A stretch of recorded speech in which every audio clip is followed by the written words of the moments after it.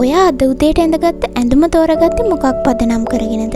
ගොඩක් වෙලාවට අපි හිතන්නේ අපේ ඇඳුම් අඳින්නේ ලස්සන වෙන්න නැතිනම් අපේ ඇඟ වහගන්න විතරයි කියලා. හැබැයි මනෝවිද්‍යාවට අනුව ඒක සම්පූර්ණ වැරදි.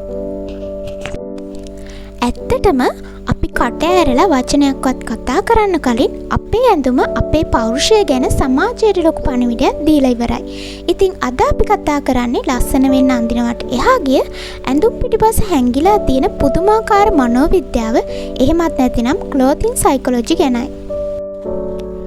මනෝවිද්‍යාවේ මේකට කියන්නේ එන්ක්ලෝත් කොග්නිෂන් කියලා. සරලවම කිව්වොත් අපි ඇඟට දාගන්න ඇඳුම අනුව අපේ මොළේ ක්‍රියා කරන විදිහ, අපේ තීරණ ගන්නා වේගය සම්පූර්ණයෙන්ම වෙනස් වෙනවා. මේ ගැන ලෝක ප්‍රසිද්ධ පර්යේෂණයක් කළා. ඔවුන් පිරිසකට එකම සුදු පාට කෝට් එකක් අඳින්න දුන්නා.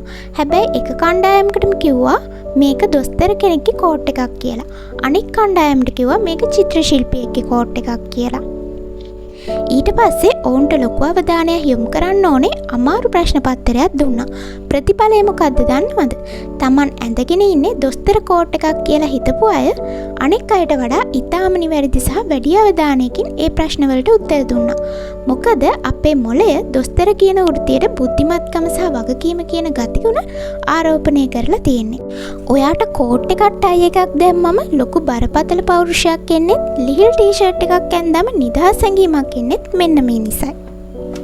ඊළඟ වැදගත්ම දේ තමයි ෆස්ට් ඉම්ප්‍රෙෂන් එක.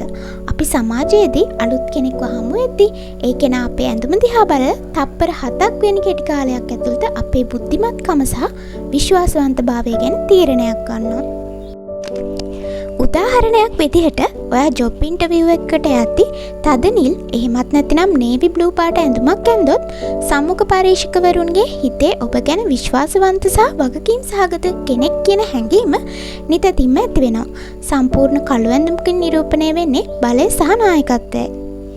ඒ විතරක් නෙමේ, ඇඳුම් වල වර්ණ වලට පුළුවන් අපේ මූඩ් එක ක්ෂණිකව වෙනස් කරන්න. ඔයාට දවසක කම්මැලිකමක් හෝ දුකක් වගේ දැනෙනවා නම් එදාට අඳුරු පාට ඇඳුම් වෙනුවට කහ තැඹිලි වගේ දීප්තිමත් පාටක ඇඳුමක් ඇඳලා බලන්න.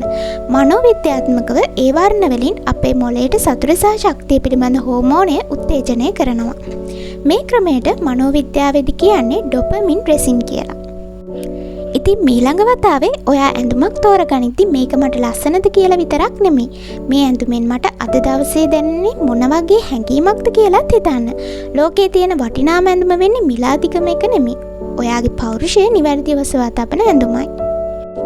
ඉතින් ඔයා උදේට ඇඳුම් තෝරගනිද්දි වැඩිපුරම බලන්නේ මොන වගේ දේවල්ද? පළහෙන් කමෙන්ට් කරන්න.